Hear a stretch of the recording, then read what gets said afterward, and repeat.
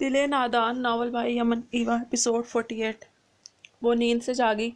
नींद वो आंखों ने धुंधला सा मंजर दिखाया था। साफ शफाफ कमरा देखकर इसका दिमाग भी बेदार हुआ। गुजरा वक्त फिल्म की तरह आंखों में चलता इसे झुरझुरी लेने पर मजबूर कर गया। अजवा नरम मेहरबान आवाज़ पर इसने गर्दन मोड़ी तो भीगी आंखों से इसे देखती किन्जा बेगम इस पर झुकी हुई थी। इसने बिना कुछ बोले नजरें इतराफ में घुमाई। अजद साहब, किन्जा बेगम और अजवा वो सब इसी को देख रहे थे। इसकी आंखें भीगने लगीं। ये सब लोग, इनकी मेहरबान मुस्कुराहट, इनकी मोहब्बत और अपनायत भरे लिम्स और नरम आवाज़ को वो तरस गई थी। इसे लगा था वो अब कभी इनसे मिल नहीं पाएगी। वो सिसकने लगी तो किन्जा बेगम ने इसे बाजुओं में भींचकर खुद में समेटा। मेरी बच्ची किन जालिमों के पास रही, क्या हाल कर दिया उन्होंने तुम्हारा अजबा। वो बेख्तियार रोकर इसका चेहरा चूमती तड़प रही थी। अजबा ने इनके गिर्द बाजू फैलाकर इनके सीने में चेहरा छुपाए सुकून लिया। डॉक्टर्स के मुताबिक इस पर कोई जिस्मानी तशद्दुद नहीं किया गया था, मगर फिर भी इसकी हालत मुसलसल बीमार रहने, थकावट, कमज़ोरी के बाइस बहुत ख़राब हो रही थी। वो सबसे मिलती यकीन नहीं कर पा रही थी ये ख्वाब था या सच। वो घर वालों के पास पहुंच गई, सही सलामत और ज़िंदा। रिमाब कमरे में आया तो इसे जागता हुआ पाकर बेताबी से पुकार कर आगे बढ़ा और इसकी तरफ देखती अजबा की नज़र दरवाजे के पास ही सीने पर हाथ लपेटे संजीदगी से दीवार की टेक लगाकर खड़े दाराम पर पड़ी। वो रुख फेर गई, वही तो था जो इसे छोड़ गया था, अकेला अपनी यादों में तड़पने के लिए। वो ना जाता तो ये सब ना होता, वो पास होता तो ये सब अजाब ना झेलती। इसके दिल में इससे बहुत सारे शिकवे उमड़ उमड़ आ रहे थे। जिस पर मान होता है शिकवा इसी से होता है। अजबा ये बात समझ नहीं पाई थी। वो क्यों बाप और भाई के होते हुए भी दाराम से ही नाराज़ थी। अपनी तकलीफ़ों और आजमाइशों का ज़िम्मेदार इसी को क्यों ठहरा रही थी। इसे लगा ये नफ़रत है, ये मोहब्बत थी, मान था और बेपनाह था। दाराम अजबा का यूँ रुख फेरना और रिमाब के सीने से लगकर इससे बातें करना महसूस कर रहा था। वो सबकी बेचैनियों की दवा बन रही थी। वो इनके सीने से लगी इनकी तस्कीन बन रही थी, मगर दाराम को देखना भी गवारा नहीं किया। इसका दिल तड़पने लगा। अगर ऐसा है तो ऐसा ही सही, अभी वो अपनी फैमिली को सुकून दे ले।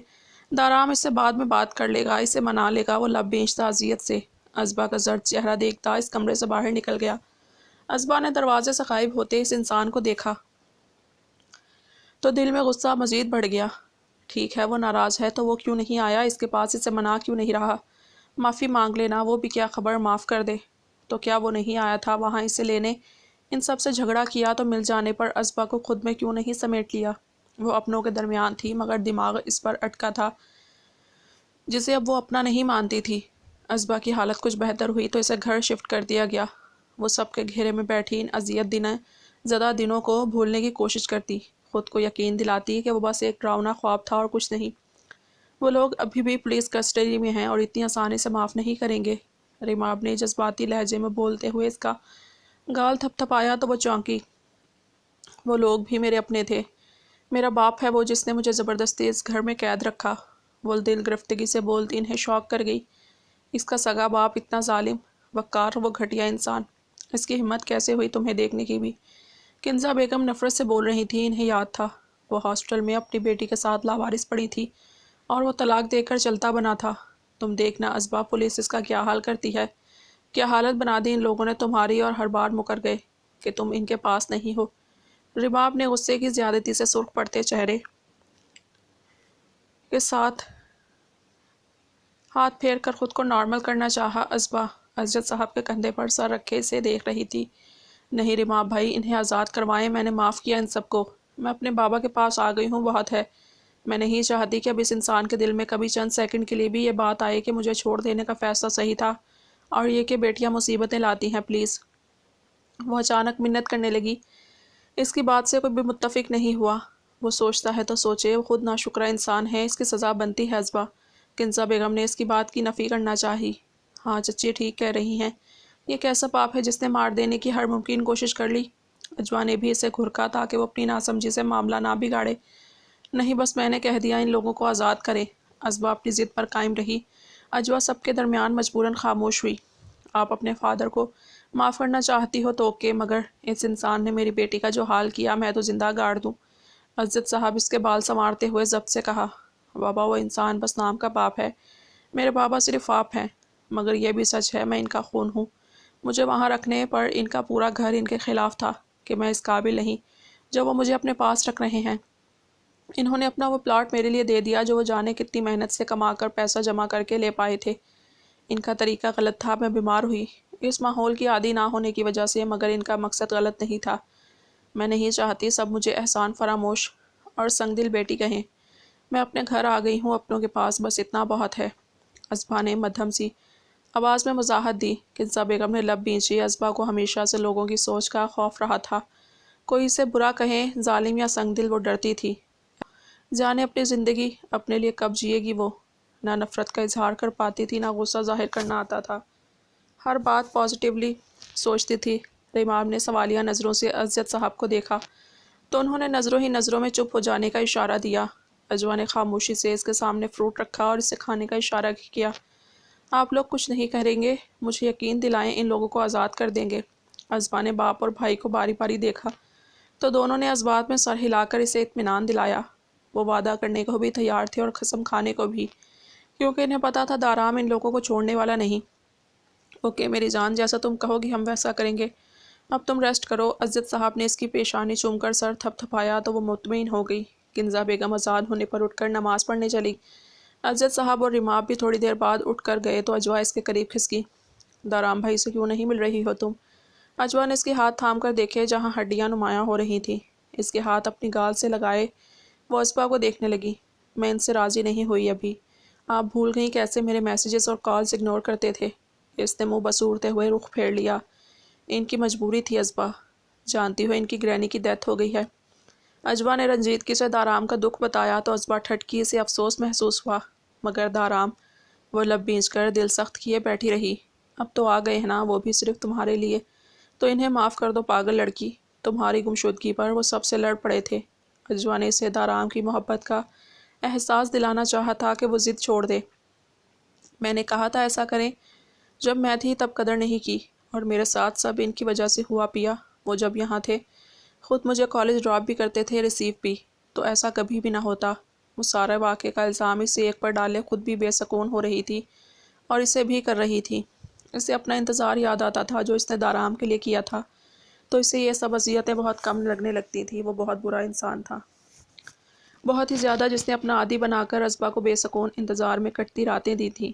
لوگ کہتے ہیں محبت دل کو چیرتی ہے، عشق روک دیتا ہے۔ میں کہتی ہوں جو درد عادت دیتی ہے وہ تو محبت اور عشق کے بس کی بات ہی نہیں۔ ایک انسان کی عادت ہو جائے تو وہ مرتے دم تک دل کا ایک کونا اپنے نام سے آباد رکھتا ہے۔ نہ نفرتوں میں سکون ملتا ہے، نہ محبتوں میں، عادتیں بھی بلا بدلتی ہیں۔ عادت تو پورے وجود کو روح سمیت جکڑ لیتی ہے، محبت ہو جائے مگر عادت نہیں۔ ازبا آنکھوں میں امڑتے آنسو چھپانے لگی۔ نہیں، میرا جذبہ، غلطی تو میری ہے۔ میں نے اس لڑکی کو اجازت دی تھی، کتنا کچھ جھیل آئی ہم نے، تو پھول کی طرح رکھا تھا۔ ظالموں نے ساری رعنائی چھین لی اور ابھی تمہیں پرواہ ہے وہ کیا سوچیں گے؟ سچ تو یہ ہے وہ لوگ سزا کے حقدار ہیں، صرف وہ ہی نہیں میں بھی۔ اجوا بے اختیار اس کے کمزور سے وجود کو باہوں میں بھینچ کر بھیگتی آواز میں بولی، پیا آپ کا کیا قصور؟ آپ تو بس میری خوشی چاہتی تھی، مگر میں اس روز نہیں جانا چاہتی تھی۔ میں واقعی اکیلے نہیں جانا چاہتی تھی۔ نمرا زبردستی لے گئی اپنے ابو کے لیے۔ وہ اس کے گلے میں بازو ڈالے اس کے کندھے میں منہ چھپاتی بتانے لگی تو وہ سب یاد کر کے ہی آنکھیں بھر آئیں۔ اجوا کو اس کی بھیگتی آنکھوں پر مزید اپنا آپ مجرم لگا۔ کاش وہ تب ازبا سے پوچھ لیتی اسے جانا ہے یا نہیں۔ ریماو ٹھیک ہی کہتا تھا، وہ خود فیصلے کر لینے میں ماہر تھی۔ آئی ایم سوری، میری وجہ سے میری گڑیا نے اتنی تکلیف اٹھائی، مگر دارام بھائی کو بھی معاف کر دو، ان کا قصور نہیں۔ اجوا نے اس کی پشت سہلاتے ہوئے سمجھایا۔ ازبا نے اس کے کندھے میں منہ چھپائے نفی میں سر ہلا گئی۔ اجوا نے ٹھنڈی آہ بھری، دارام کی قسمت ہی خراب تھی تو وہ کیا کر سکتی تھی؟ اتنے برے لوگوں کو معاف کر دیا، اور جو اتنی محبت کرتا ہے اسے سولی پر لٹکا رکھا ہے، سر پہ لڑکی۔ اجوا نے مسکراتے ہوئے سوچا، مگر وہ کیا جانے جن لوگوں کو اپنا ہی نہیں مانا، وہ ان سے کیا ان کے رویوں کا شکوہ کرتی، مگر دارام تو اپنا تھا۔ بھائی تمہیں تو اپنی جذبہ کے علاوہ کوئی نظر ہی نہیں آتا آج کل۔ اجوا اس کے سو جانے پر روم میں آئی تو رماب نے اچانک ہی گلا کیا تو وہ جو اسے سویا ہوا سمجھ کر بنا آواز اندھیرے میں احتیاط سے چل رہی تھی، چونک کر بیڈ کی طرف دیکھا۔ وہ چھوٹی ہے، مشکل وقت گزار کر آئی ہے، اسے سہارت کی ضرورت ہے، سہارے کی ضرورت ہے، آپ کو ہے؟ اجوا نے بیڈ کے پاس پہنچ کر بولا اور رماب اس کی بات پر مسکرایا۔ وہ کچھ فاصلے پر بیٹھی تو بازو اس کے گرد پھیلا کر اسے اپنے پاس لٹا لیا۔ میں اس کے لیے بہت اپسیٹ اور بے سکون رہا ہوں، میرا دماغ بالکل خالی ہو گیا تھا، لگتا تھا اب زندگی جیا तो लोग कहेंगे सौतेली बहन थी इसलिए परवाह नहीं। यार मैं भी तो अजियत में था, मुझे भी सहारा चाहिए। वो इसके गिर्द हिसार बांधे इसे खुद में समेट कर बोलता चला गया। मैं भी बेसकून थी। असबा की परेशानी अलग थी, आपका वो रवैया जो दिल चीरता था वो अलग। सब कहते थे बेबी का ख्याल रखूं या फ़िक्र अलग। मेरे बारे में क्या ख्याल है? अजवा को बदला लेने का मौका मिले और वो जाने दे। बिल्कुल नहीं कर सकती थी ऐसा। तभी इसके सीने पर हाथ रखे कुछ दूर होकर इसे घूरने लगी। वो मुस्कुराया। तो मैं हूं ना, लड़ो और बदले लो, जो करना है करो, मैं हाजिर हूँ। वो मोहब्बत से चूड़ लहजे में बोलते इसकी पेशानी पर लब रख गया।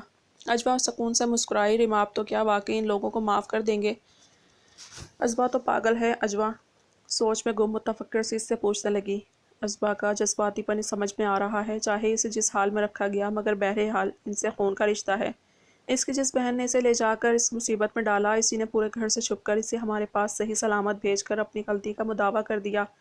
लेकिन ये सब तो हो गई अजबा की सोच। तो चलो अच्छा है वो ऐसा सोच कर हल्की फुल्की रहे।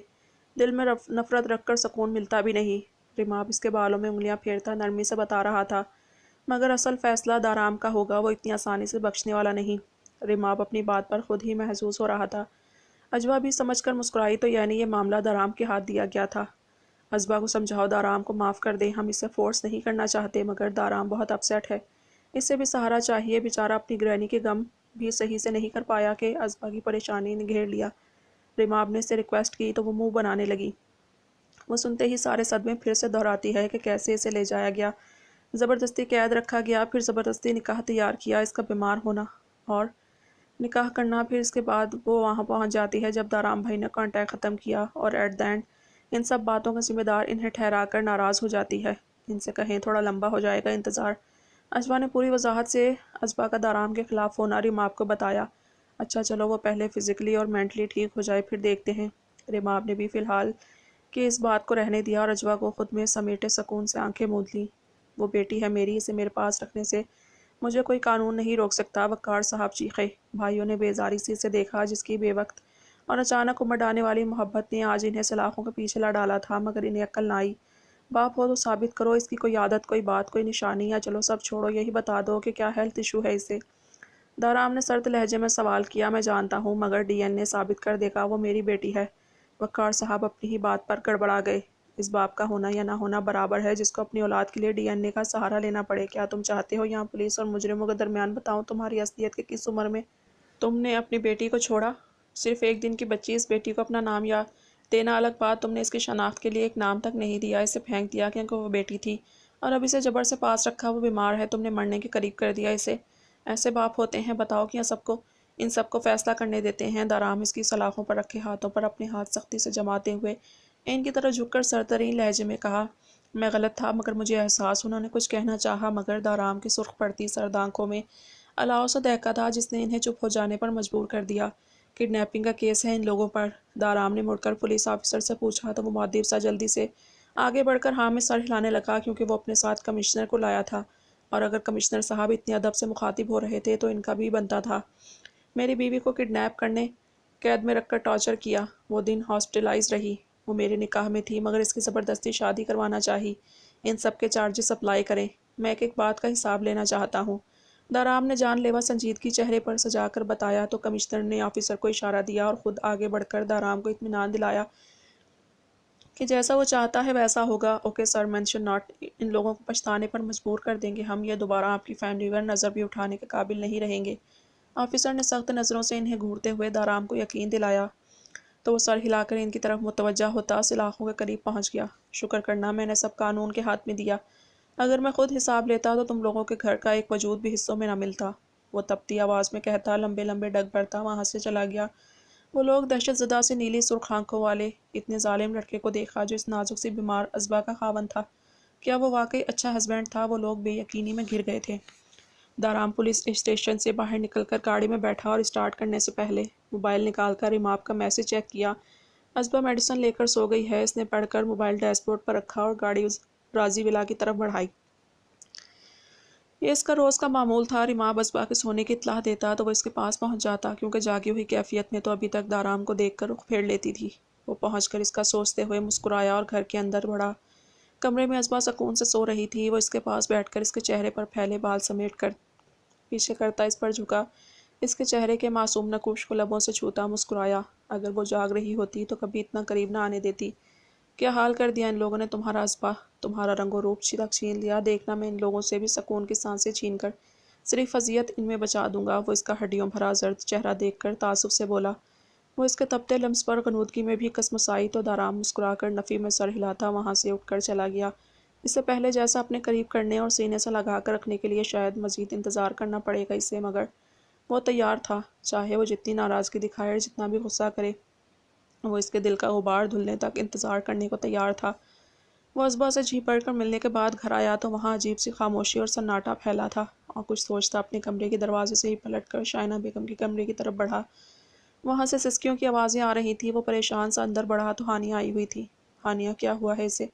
وہ ہانیہ کو پکارتا آگے بڑھتے ہوئے شائنہ بیگم سے پوچھنے لگا۔ اپنی جلد بازی اور غلط فیصلے کا انجام بھگت کر آئی بیٹھی ہے، شائنہ بیگم نے بھیگی آواز میں بتایا تو وہ چونکا۔ کیا مطلب؟ دارام ہانیہ کے پاس بیٹھ کر اسے چپ کروانے لگا تو وہ اس کے سینے سے لگی پھوٹ پھوٹ کر رو دی۔ بھائی، مجھے سفیر نے ڈائیورس دے دی ہے، اس نے دھکے دے کر گھر سے نکالا مجھے۔ ہانیہ کی بات پر اس کے جبڑے تن گئے۔ اسے سینے میں چھپائے سر سہلاتا اپنے اندر پھٹتے لاوے کو بمشکل قابو کیا۔ سفیر کی طرف تو بہت سے حساب نکلتے تھے، مگر ہر بار ہانیہ کی وجہ سے اسے برداشت اور صبر سے کام لینا پڑا۔ مگر اب وہ خود موقع دے بیٹھا تھا تو دارام بھی سب حساب بے باک کرنے کو تیار تھا۔ وہ تمہارے لائق تھا بھی نہیں، تمہارا بھائی زندہ ہے۔ ابھی کس بات کا غم کر رہی ہو؟ صبر کرو، سب صحیح ہو جائے گا۔ زندگی کی سب سے بڑی غلطی سدھر گئی، جسے قدر نہیں اس کے لیے اپنی آنکھیں گیلی مت کرو میری جان۔ دارام بھائی تھا، سب بھلائی اس کو جتانے کے بجائے سینے سے لگا گیا۔ ہانیہ بھائی کا سہارا پاتے ہی آنسو رگڑ رگڑ کر صاف کرنے لگی۔ دارام کے جبڑے اور مٹھیاں اتنی بیچی ہوئی تھیں کہ رگیں ابھر آئی تھیں۔